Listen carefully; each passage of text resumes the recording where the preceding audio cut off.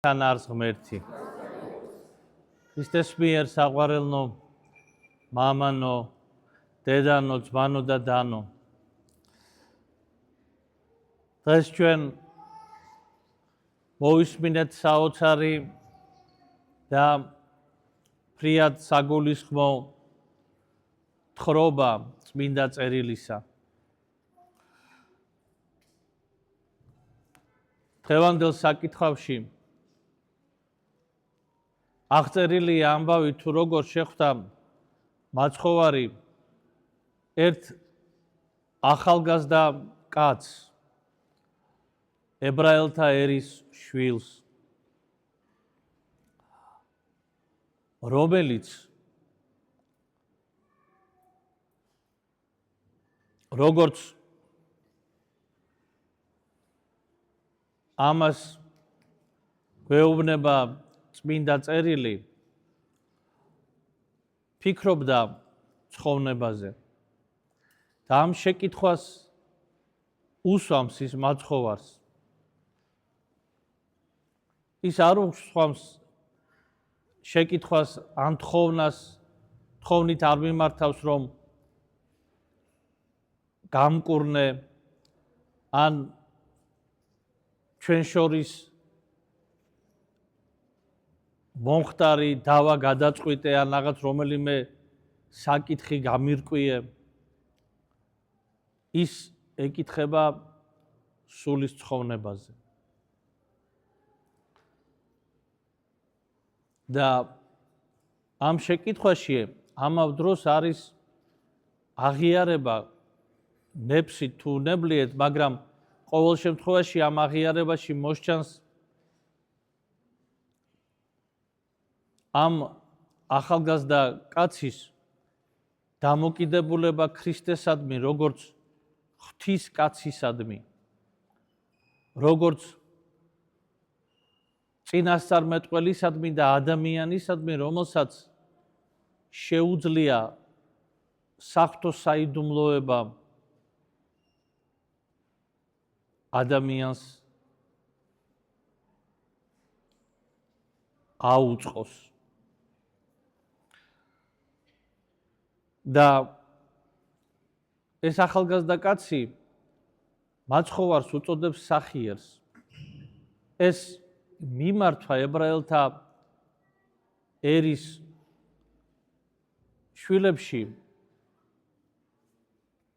იხმარებოდა ღვთის მიმართ. ანუ ეს იყო ერთ-ერთი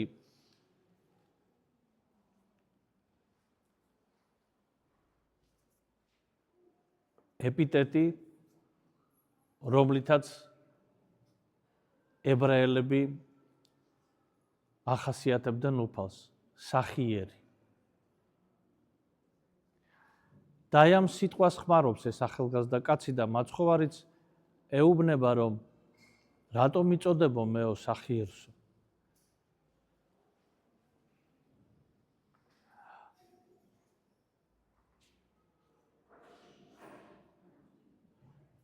ის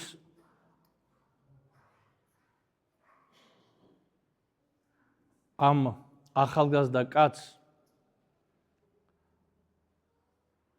ასწავლის, რომ ღმერთი და ღვთის მიერ ნათქვამი სიტყვა არის უზენაესი და აღმატებული ყოველივეზე. და ამავ დროს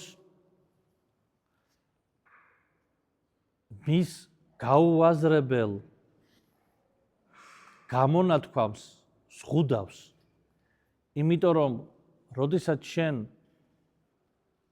ამგვარ მახასიათებელით მიმართავდი, ანუ ახალგაზრდა კაცმა ამგვარი მახასიათებელით ღვთის შესაბამისი მახასიათებლით მიმართა ღმერთს, მას უნდა ქონოდა გააზრებული, რომ მის წინაშე დგას ღმერთკაცი. ის, ვისაც ჭეშმარიტად ძალუძს ადამიანის სულის ცხოვრება. მაგრამ აი შემდგომი უკვე დიალოგი როგორ წარიმართა და მოქმედება გვიჩვენებს იმას, რომ ეს ახალგაზრდა კაცი არ იყო ამისათვის მზად და პირიქით სამწუხაროდ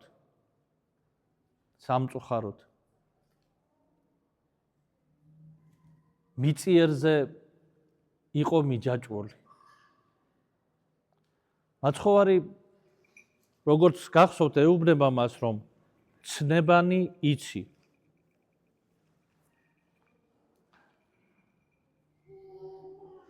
არა კაცკლა, არა იმრუშო, არა იპარო. პატივეც მამასა და დედასა შენსა.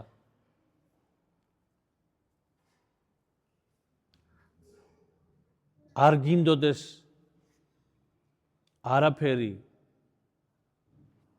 შენი მოყვასის ქონებისაგან და გიყვარდეს მოყვასი შენი როგორც საკუთარი თავი.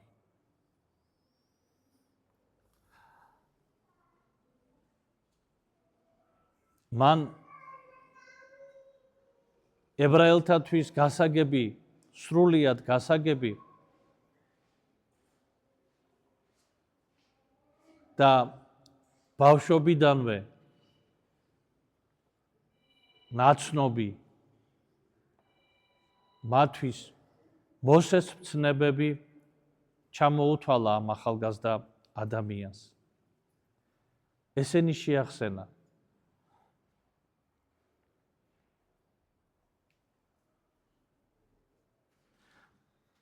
აი მინდა გითხრათ, რომ ამ ცნებებში არის მრავალი კიდევ შინაარსი. ეს ცნებები ასე მოკლედ დასახელებული შემდგომ ასახავს კიდე მრავალ ქმედებას ადამიანისა. აი მაგალითისათვის არა კაცკლა. აქ ამ ცნებაში ყველანაირი ფორმა კაცის კვლისა არა მხოლოდ ფიზიკური, არამედ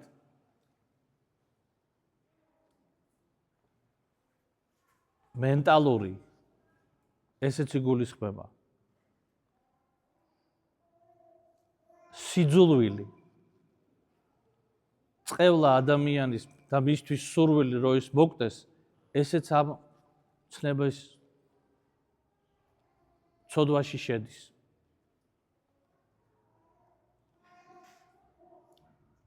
შედის ისეთი ცოდვა, როგორიც არის ჩვილთა კვლელობა, მოშორება. სხვადასხვა მისი ფორმები, როგორიცაა. ადამიანისათვის სხეულის განგებ დაზიანების ცოდვა. და ასე შემდეგ, ანუ ეს ყველა ცნება იშლება. და ამიტომაც ძალზე მნიშვნელოვანია, რომ ჩვენ ვიცოდეთ ეს. ამაზე საუბრობს საღვთოს ჯული.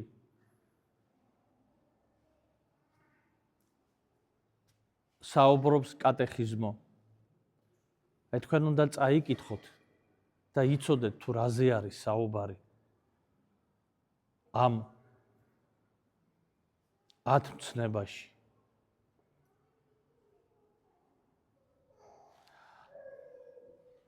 და ეს ახალგაზრდა ადამიანი მიუბრუნდეთ სახარებისეულ თხრობას. ახალგაზრდა ადამიანი პასუხობს, რომ სიყრმით შემიდგანო ყოველივე ესო დავიცავიო. ეს ადამიანი ასე იზრდებოდა. მისთვის ეს მნიშვნელოვანი იყო მისმა მშობლებმა, ამგვარად გაზარდეს.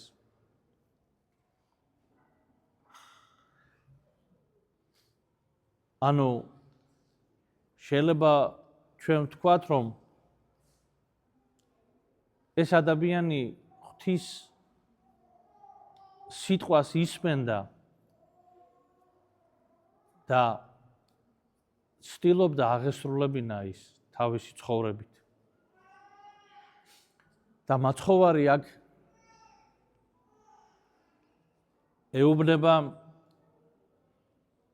ძალზე მნიშვნელოვან და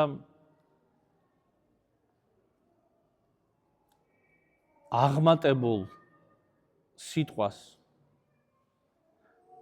თუ გინდა რომ სრულ იქნე, ყოველივე შენი მონაგები დაუტევე, დაურიგე გლახაკთ და შემომიდეგ მე.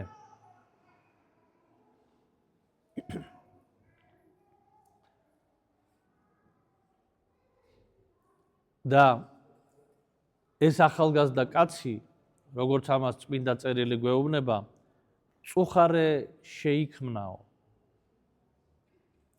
დადარდიანდა და განეშორა მასო. განეშორა იმგვარად, უნდა ვიგულისხმოთ, რომ ანუ შემდგომაც არ გასჩენია სურვილი, რომ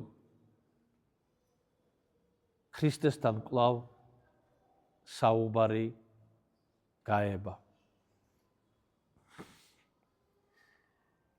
და რატომ არის ეს სიტყვები მნიშვნელოვანი, ძვირფასო ძმანო და დანო? ეს არ არის უბრალო, ესე ვთქვათ, მითითება სიმდიდრეზე. ეს გარდამტეხი მოვლენა არის იმ დროინდელი სამყაროსათვის. გარდამტეხი როგორც ებრაელთა ერის შვილთათვის, ასევე წარმართული სამყაროსთვის. საუბარი არის, როგორც ვახსენეთ,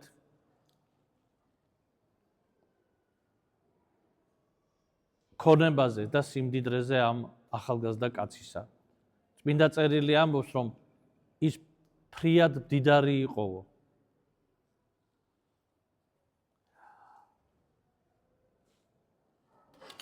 იმ დროინდელ სამყაროში ქონებას ჰქონდა გამსაზღვრელი მნიშვნელობა.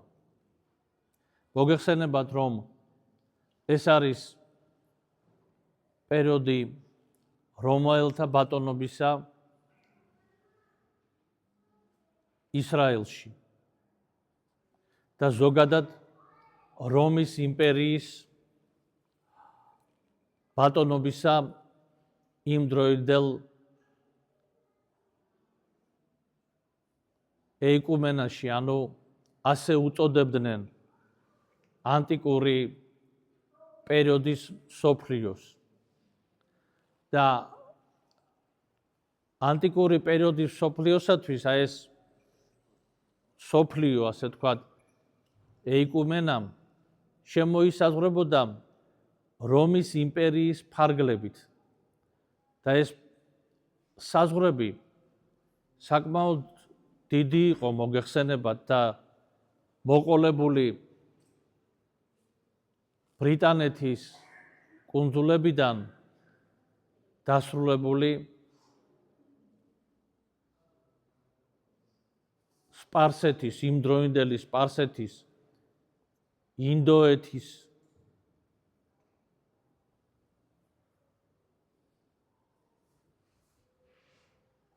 შუა აზიის ტერიტორიების ჩათვლით აფრიკისა და მთელი ხმელთაშუა ზღვისპირეთის.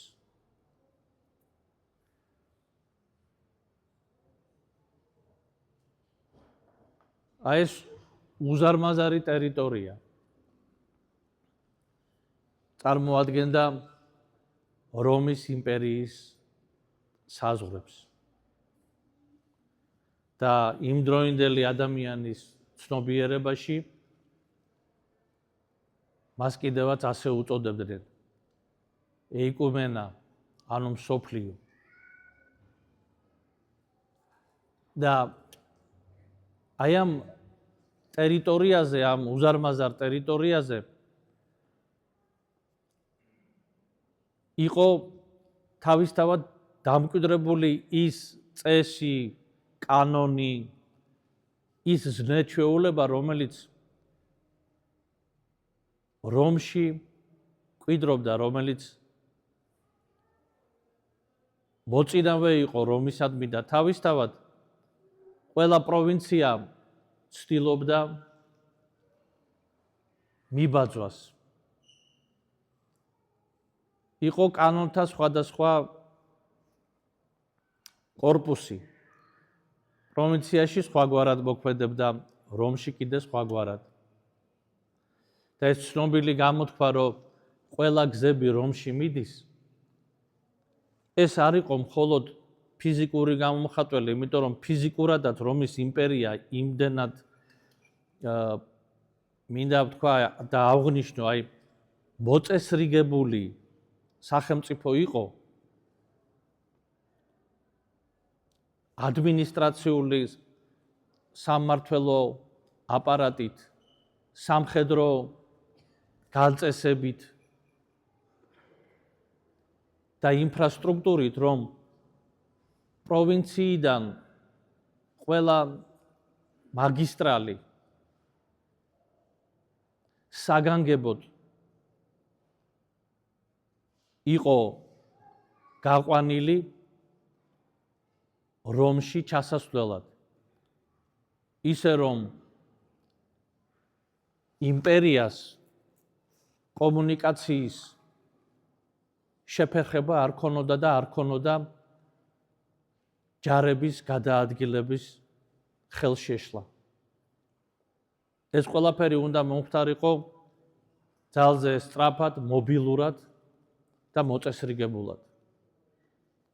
მაგრამ ამავ დროს თავისთავად მისწრაფებებიც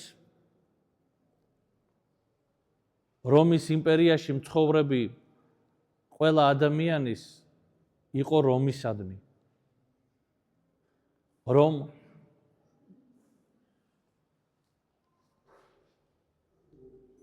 მას მოეპოვებინა აღიარება რომში, ქონოდა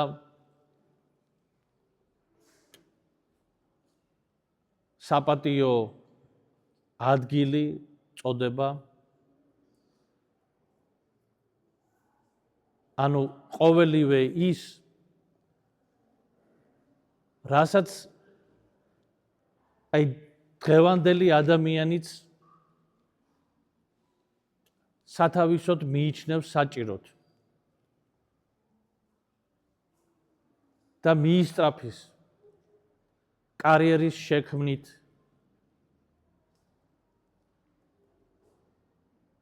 ძალაუფლების თუ სიმდიდრის მოპოვებით. და აი რომის იმპერიაში არსებობდა ასეთი ცნება, როგორიც არის ცენზი. და რას ნიშნავდა ეს ცენზი? ადამიანის მდგომარეობა, მისი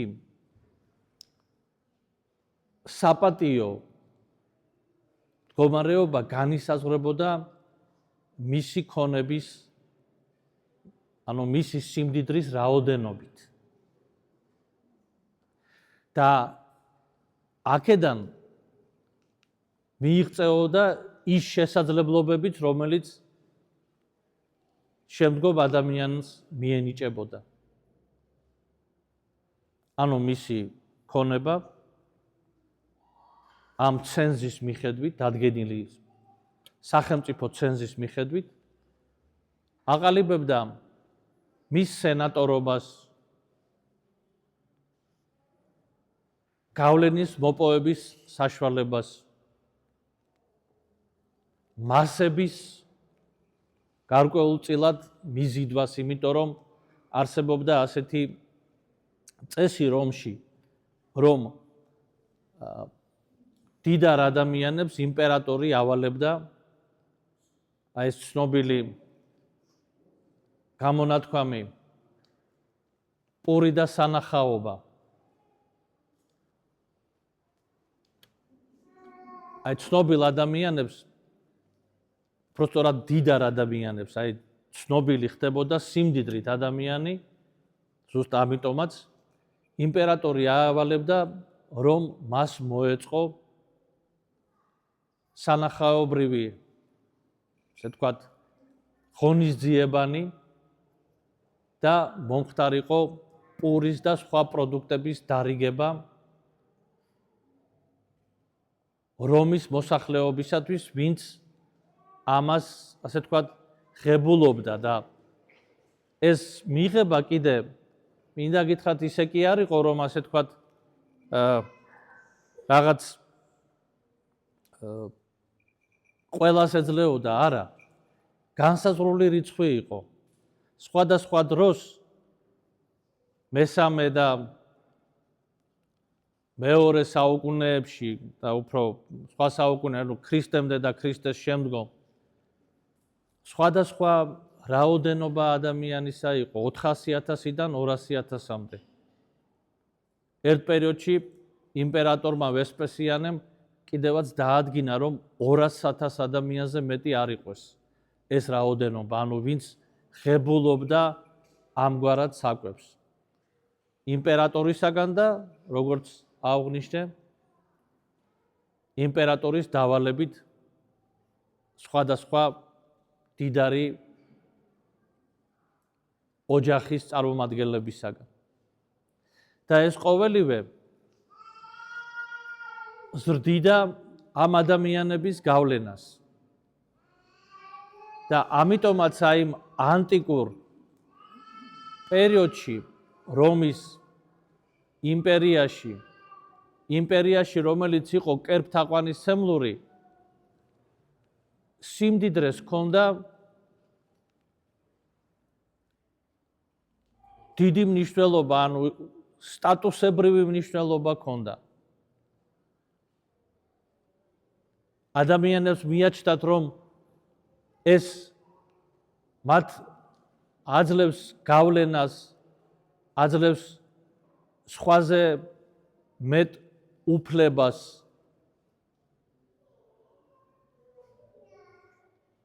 და ასე შემდეგ. და ქრისტეს სიტყვები ზუსტად ამ ცნობიერებისათვის არის გარდამტეხი ძვირფასო ძვანო და დანო. ქრისტე ეუბნება ამ ახალგაზრდა ადამიანს, რომელსაც აქვს ესეთი ახალგაზრდული სიმხურვალე სულში და მას სურს უფლისაკენ სვლა და არის ფლობელი სიმდიდრისა, მაცხოვარი ეუბნება, რომ შენი სიმდიდრე არაფერს არ ნიშნავს. თუ შენ ეძიებ აღმატებულ სულიერ მდგომარეობას და ღმერთთან ჭეშმარიტ ერთობას, მაშინ ეს ყოველივე დაუტევე შენ და მე შემომიდეგიო. ანუ მაცხოვარი აცამტვერებს მის ცნობიერებას, მინდა გითხრათ, ცნობიერებას, რომელიც ეფუძნება წარმართულ აზროვნებას და ფასეულობებს. და ზოგადად ქრისტიანობამ ეს შემოიტანა წარმართულ ეპოქაში.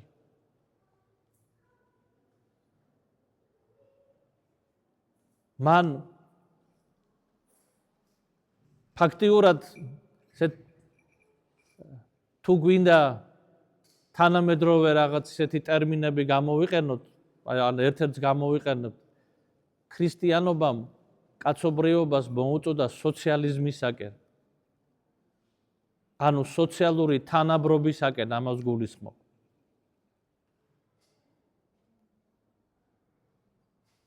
რომ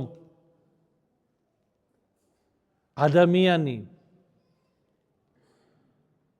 კი არ ფასდება მატერიალური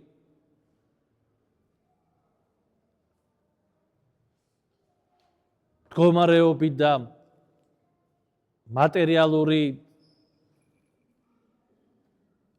ფასეულობის რაოდენობით. არამედ ადამიანის ღირსებას წარმოადგენს ჭკუა, სამართლიანობა და სიკეთე.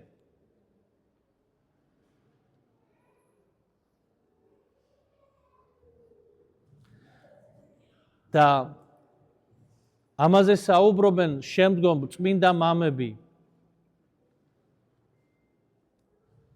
ვასილი დიდი, გრიგოლ ღვთისმეტყველი, იოანე ოქროპირი,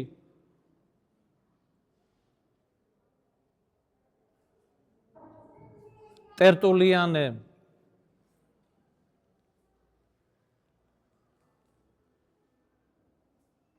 ამბროსი მედიოლანელი, ნეტარი იერონიმე, ყველა მამები ეკლესიისა საუბრობენ იმაზე, რომ ჭეშმარიტი სიმდიდრე ეს არის სული სათნოება ადამიანისა. და გლახაკს და ღარიბად მივიჩნევთო იმას,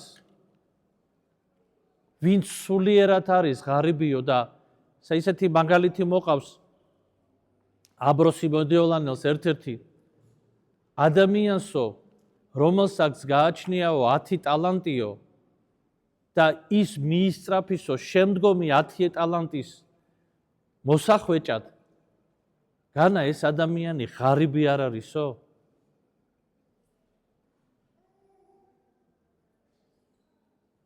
და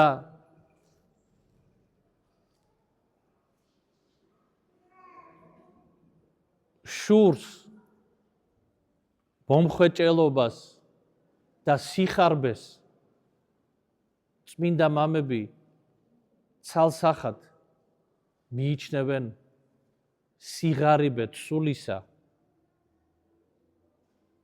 და ამბობენ, რომ ამგვარსო ცათა სასუფევლის ნეტარებანი არ შეხვდება წილათო. და იმასაც ამბობენ, რომ თავისთავადო არც სიმდიდრე და არც სიღარიბე არ არის არც სიკეთე და არც დანაშაული. რამე თუ გვინახავსო გლახაკი ადამიანები, მაგრამ სავსე სათნოებებითო. და გვინახავს დიდარნი, მაგრამ ღარიბნიო სათნოებებით. და შეთ საინტერესო ძალიან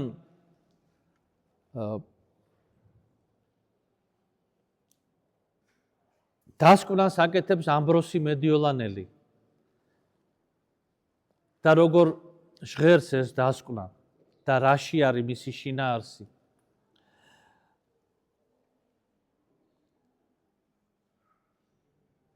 შეიძლება ვთქვათო, რომ ღარიბი არის ის, ვისაც მრავალი სურვილი გააჩნია.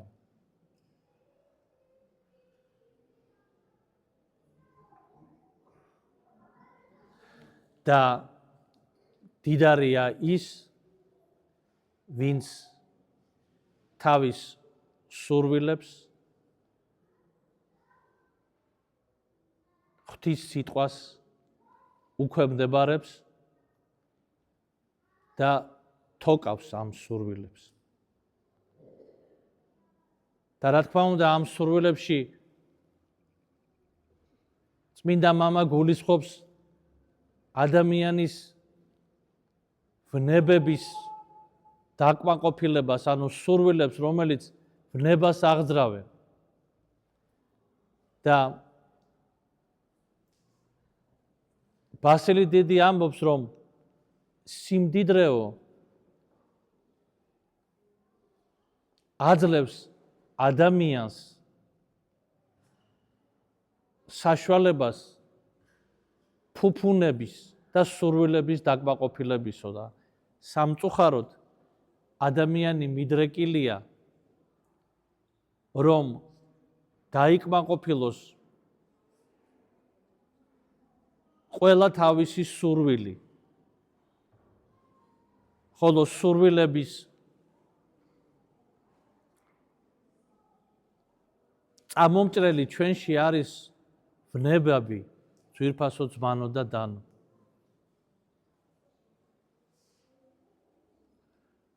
და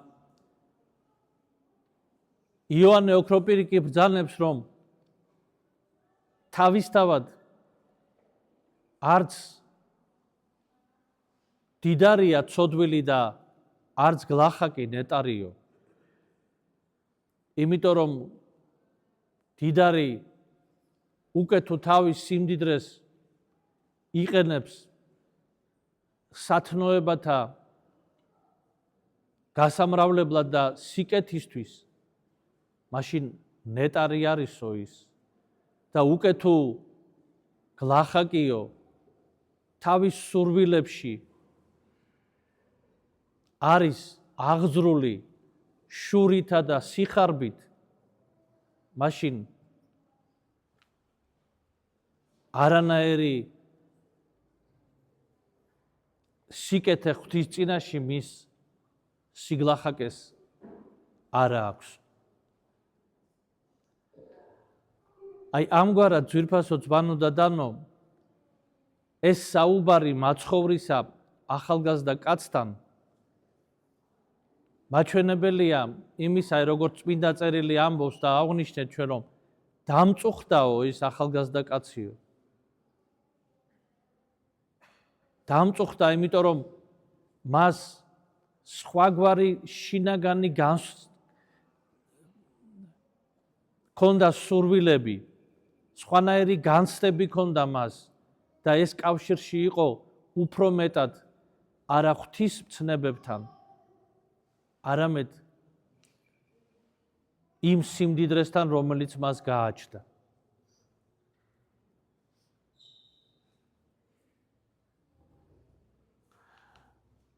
და ამიტომაც ამბობს მაცხოვარი, რომ გეტყვითო თქვენო, რომ ძნელად შევლენო მდიდარნიო ცათა სასუფეველშიო.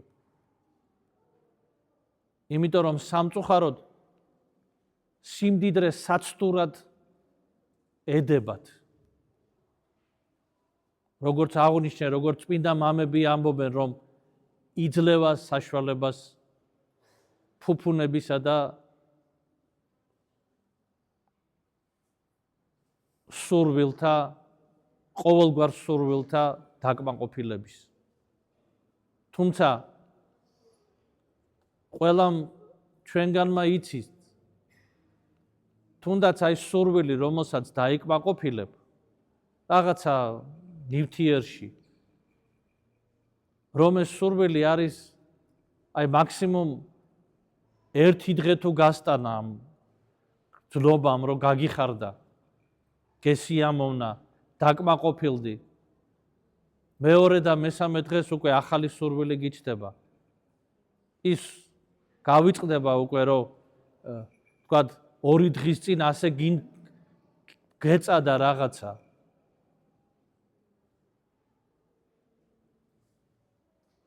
ანუ რეალობაში ამ სურვილის დაკმაყოფილება ადამიანისათვის არ არის მომტანი სულის სისავსის, უფლისაგან მოცემული ნეტარების, ნეტარების შეგრძნების, სიხარულის.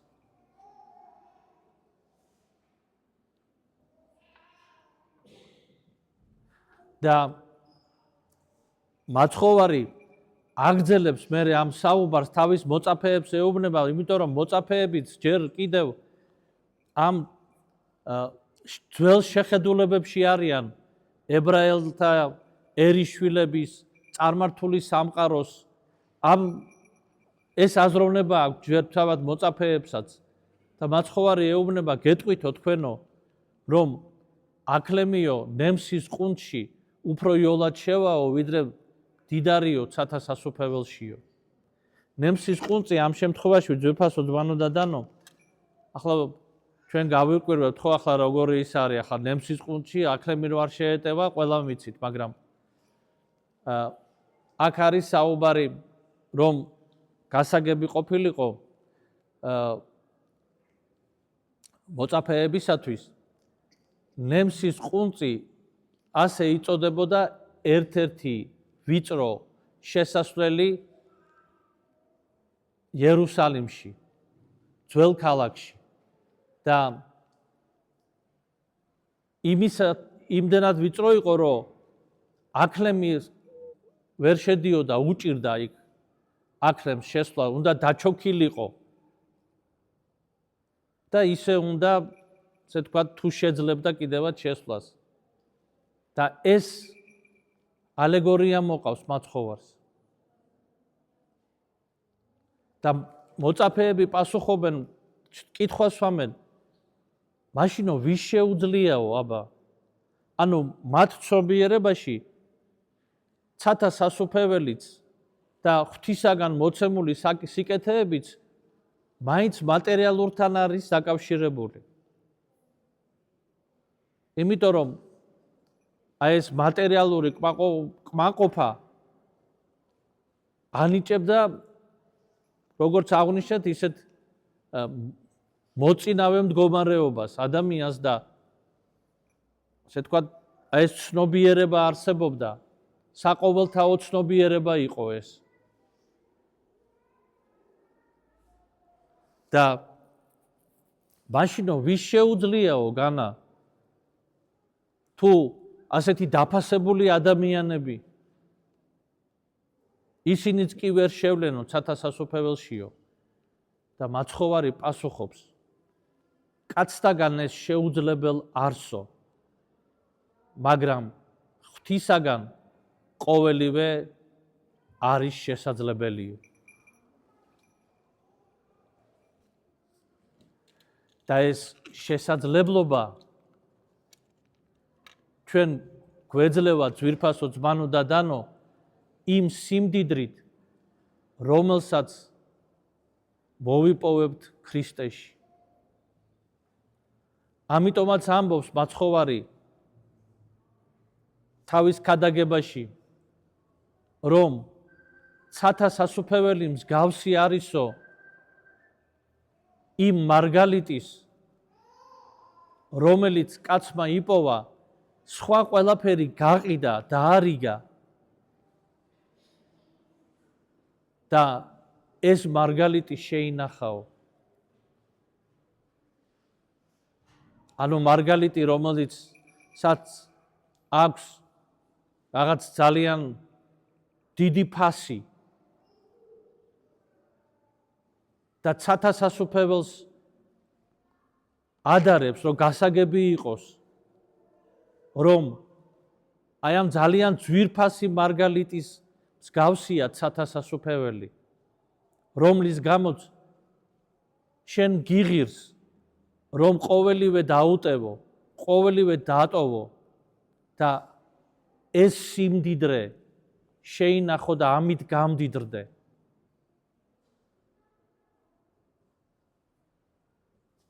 და ეს სიმდიდრე შესაძლებელია მხოლოდ ქრისტეში და შესაძლებელია მხოლოდ ქრისტესთან ერთად, იმიტომ რომ ჩვენი დაცემული ბუნება ჩვენ ყოველთვის ცოდვისკენ, ფუფუნებისკენ, განცხრომისაკენ გვიბიძგებს.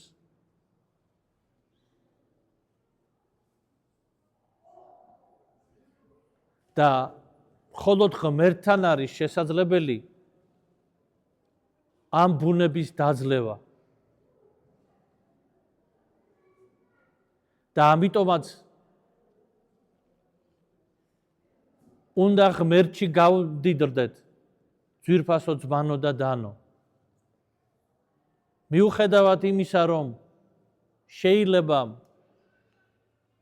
ბევრი საცდური ან სირთულე საკუთარი თავიდან გამომდინარე ამ გზაზე შეგვხვდეს და დავინახოთ საკუთარ თავში, ჩვენ უნდა ვიცოდეთ, რომ მხოლოდ ქრისტესთან ერთად ხელჩაკიდებით შესაძლებელია ამ გზის გავლა, შესაძლებელია ამ სიმდიდრის შეძენა და ჭეშმარიტი სიმდიდრე იქნება ზუსტად ჩვენი სიბრძნე, ჩვენი გულის სიკეთე, ჩვენი სიმართლე და რაც თავარია ცათა სასუფეველის ნეტარება. ღმერთმა დაგლოცოთ ძვირფასო ძმანო და დანო და ღმერთმა ყველანი გვაზიაროს ჭეშმარიტ სულიერ სიმდიდრეს. ამინ. ჩვენთან არის ღმერთი.